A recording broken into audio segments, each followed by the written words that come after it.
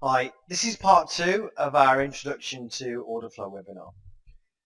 Now, all of the things that we've looked at so far is the flow of orders, and that's order flow. And what we're going to look at now, I guess, could be termed as order flow, or a look at where people are positioned right now. Now, there's lots of people out there that discuss the long-term use of volume profile, looking at daily, weekly, monthly profiles. FT71 is probably the most famous. L2ST have a lot of free material on volume profiling. Now, we're not going to look at long-term volume profiling today, and also we're not going to go over the ground covered in our Day Trading Without Charts webinar. We're going to look at some shorter-term volume profiling theory and a few techniques you can use. Now, the volume profile itself simply shows the quantity traded at each price for the current session. A volume cluster is simply an area, a small area, where an exceptional amount of volume traded. Now, a volume cluster, it's not dissimilar to a high volume node on a long-term volume profile, but the clusters are usually referring to action that occurs over a much shorter period of time. And I think it's important to distinguish between your approach for volume clusters and long-term volume profile, high volume areas, because you're going to be approaching them in slightly different ways. One of the most common times you're going to see a volume cluster is at a swing high or a swing low. And by that, I mean a major high and a low. On the ES, for instance, we have 10 points up, 10 points down very often on days. So we'll actually be talking about a volume cluster at the low of the day or the high of the day before we turn around and put in a new intraday trend. A volume cluster at a major swing low is effectively absorption at the low. It's normally followed by a lot more contracts hitting the offer on the way up away from the area as buyers step in. And this is what a lot of people call responsive buying. As this is the area where buyers stepped in, the theory is that this area is going to be defended by those buyers. Now, in practice, you can't rely on the market actually coming back and testing that area. The first leg up off the bottom on the ES is often 16 or so ticks, and those areas don't actually get retested that often when we put a major swing up off the low. On a smaller first move up, then if we move up 8 ticks off the low, then we're obviously a lot more likely to see a retest, a double bottom, that kind of thing.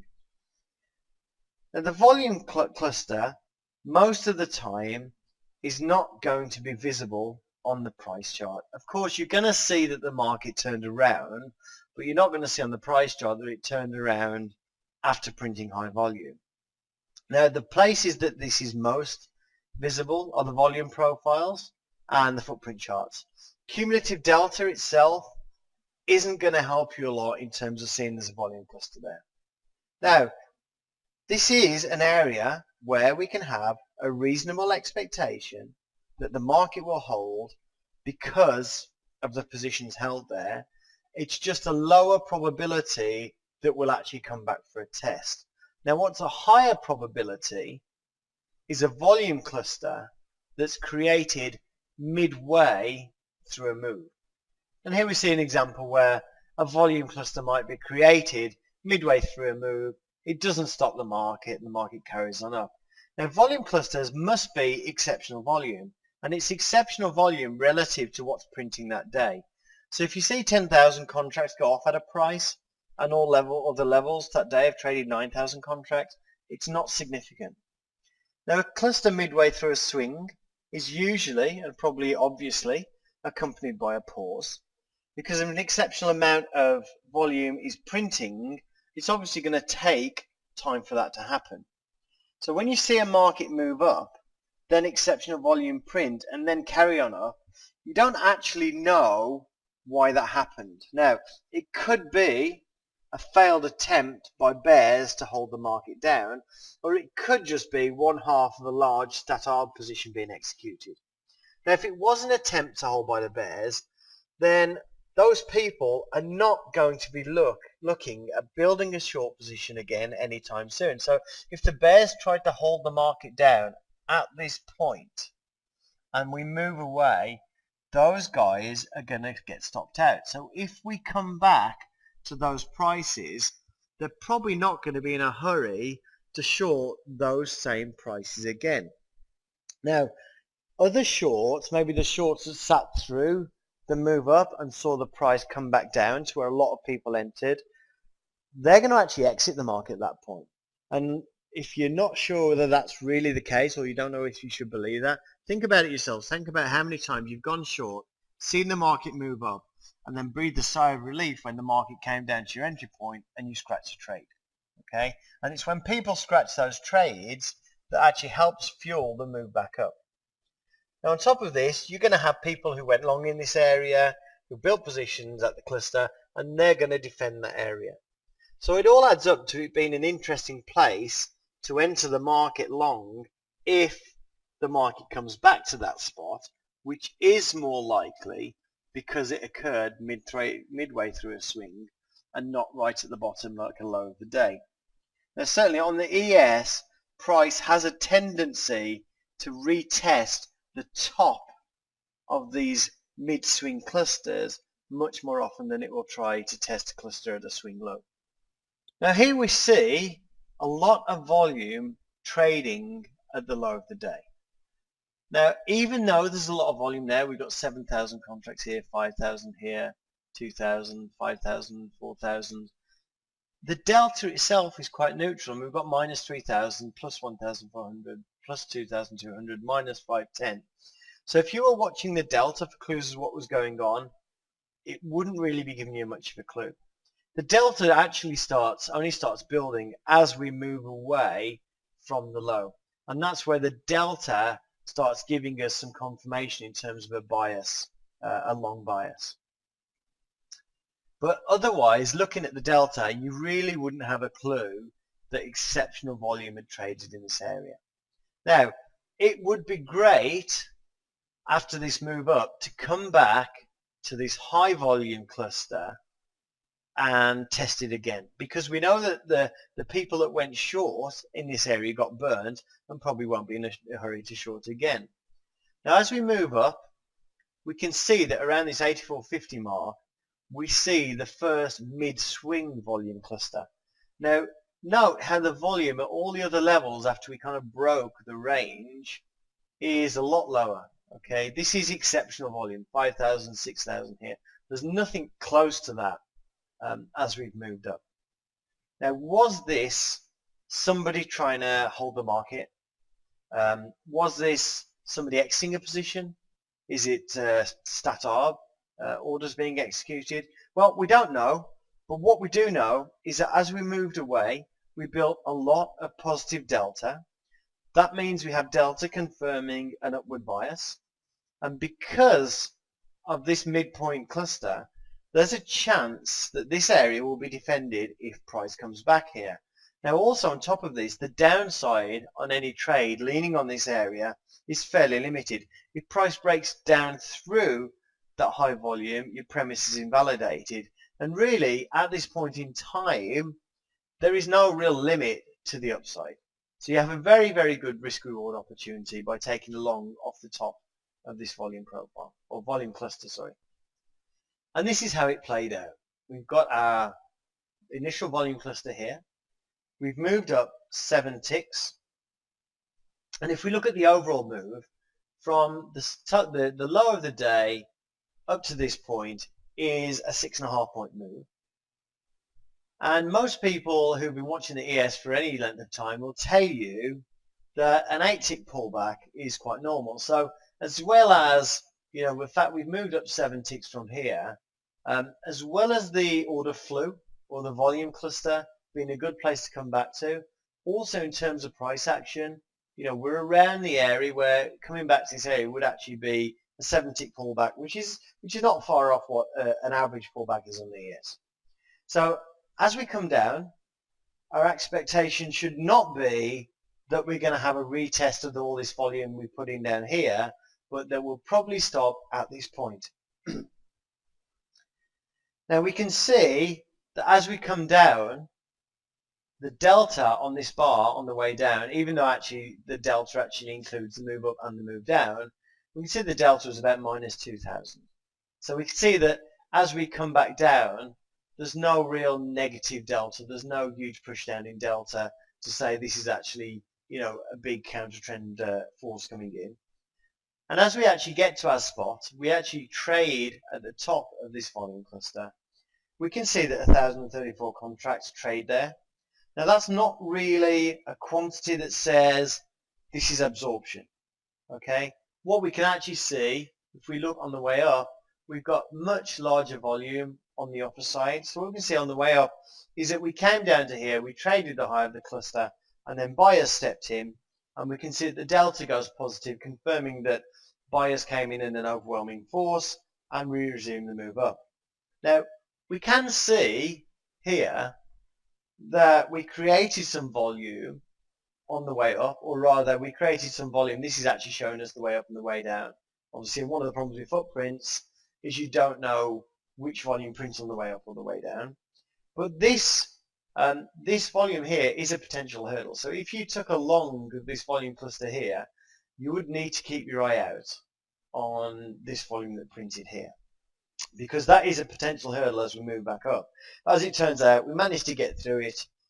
Momentum and bias, obviously because of the delta shift here, was on our side, and reversal is the least likely scenario most of the time. So the difference between this volume cluster here and this volume cluster here, this one gives us a chance to enter a continuation trade. This one holding would actually be a reversal trade, and that's always the least likely option. Okay, now this image here shows exactly the same move, the pullback to the high volume cluster created in the midpoint. Now the volume profile is probably not going to talk to you at first, but it is actually my preferred tool for reading the order flow or for trying to figure out where people are positioned. So I much prefer to see just the total than to have it split across different footprints. Now one of the key benefits is that the volume profile is very, very easy to read. It tells you everything you need to know at a glance. You don't need to spend 20 minutes at it, so, trying to look at what happened where. It's just, literally you can look 20 seconds, you can see what's traded where, and then draw your conclusions from that. So what we have here is the DOM with a volume profile.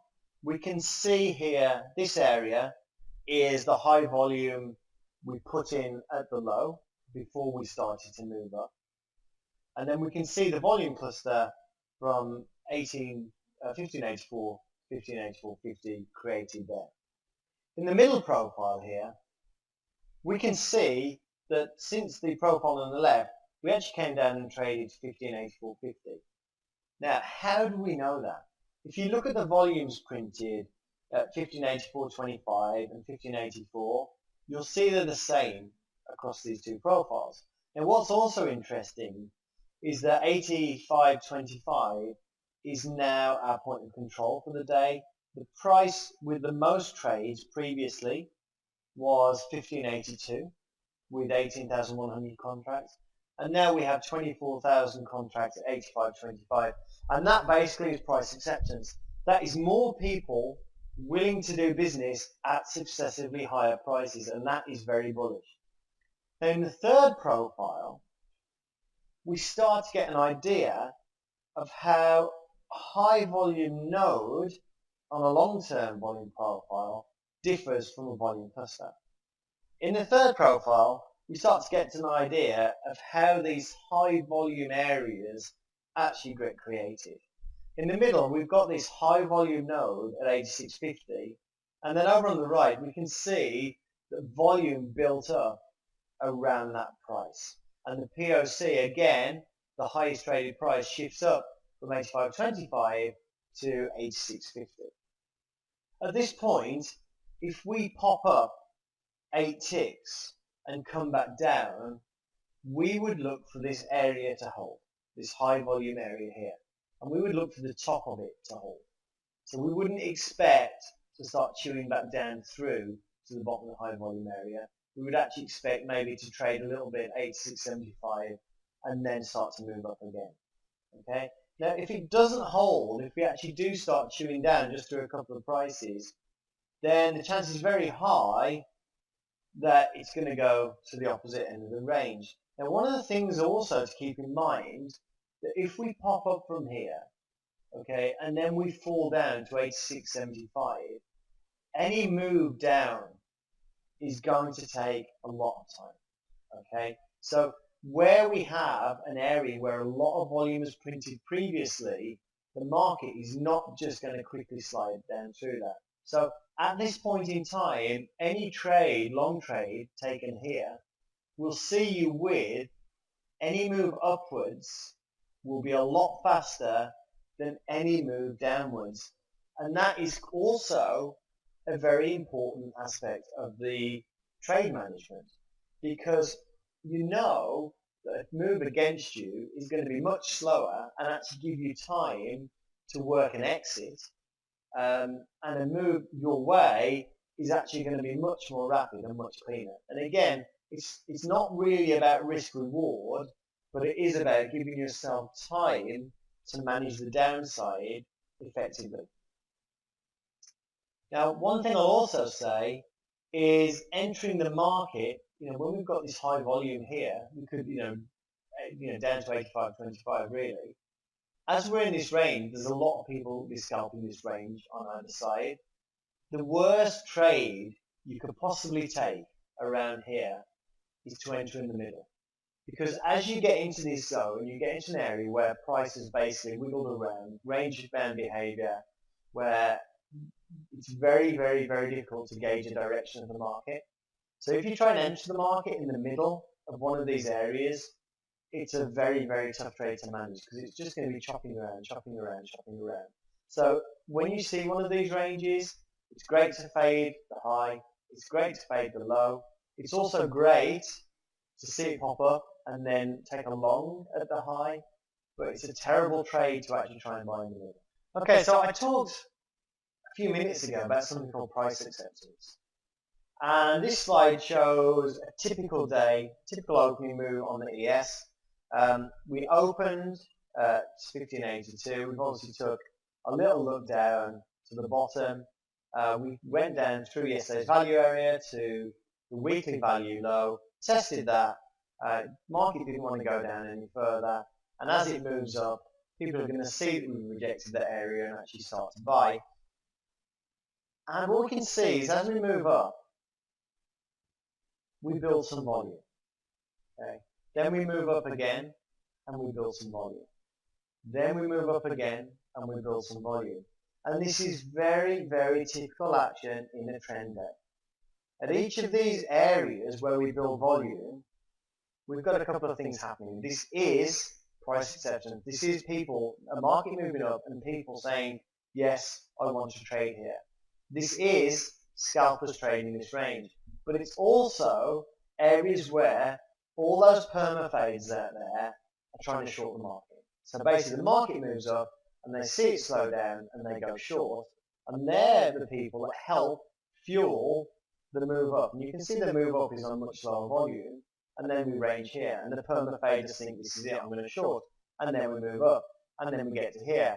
And it starts ranging again. And the perma-faders think this is where I'm going to short, and potentially we could have another move up. So for those of you that understand volume profiles, you can wait for these areas to fall. You can buy the bottom of a high volume area, you can scale some off at the top, and then you can hold for another push up. Alternatively, you can wait for the market to pop out and then come back and retest the top of that volume cluster. Either way, what you're not doing is seeing a volume cluster and then immediately thinking the market's slowed down, therefore it's going to reverse. Because if you think of these more as price acceptance, that the market actually likes to do business here, then you'll be more inclined to stay with the overall direction of the market instead of fading it all the time. One final thing about volume profiles and charts. If you look at charts and long-term volume profiles, you notice that you can look at a chart and you can often figure out what the volume profile is going to look like. Now you can also look at the volume profile and a lot of times hazard a guess at what the chart will look like. So what's the reason to use volume profile at all?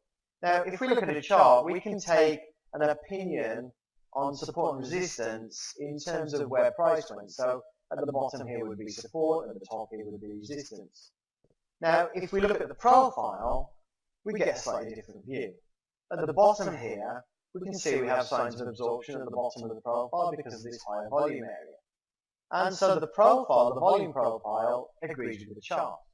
At the top, it's a slightly different story. We have a range of prices where participants traded very, very little, and a range of prices where participants traded a lot. You have this small spike up without a lot of trading. Now it's an extreme example to illustrate a point, but it is one of the key benefits of the profile. If you're looking at this from a volume profile perspective, which prices are actually more relevant? And I would say that this step here is your relevant price, and something that's really effectively hidden on the chart. So these steps in the profile are key to using the volume profile, and this is why volume profile has some advantages over the chart. It shows you areas that really on the chart don't look important. And that brings us to the close. We've covered a lot of material in this webinar, part 1 and part 2, but I hope the message of liquidity consumption, floors and ceilings helps you understand the commonality between all of the order flow tools. Order flow reading does require the use of discretion. It is like reading a story, but it doesn't mean you don't trade without rules. It just means that every situation is different, but the overall patterns are recognizable with practice. Thank you very much.